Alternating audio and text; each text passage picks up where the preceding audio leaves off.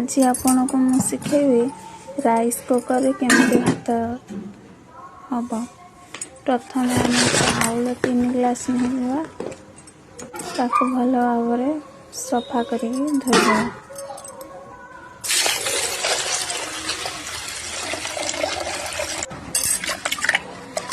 सफा भलसे धोई सारा पर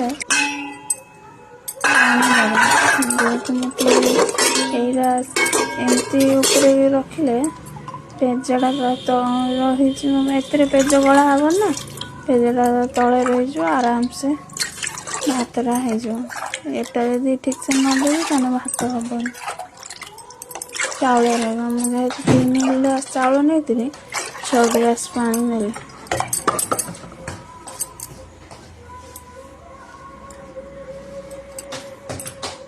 तापर चाउल छाणी रखी चाउल आड कर स्विच ऑन करवा तले जो बटन दिखाई कुक करने दवा ऑटोमेटिक भात कुक हो सारा पर ऑटोमेटिक कुक बंद हो जो रेड लाइट जलुची तापर येलो लाइट हो तलू को पड़ ऑटोमेटिक भात ए फुटी आसला।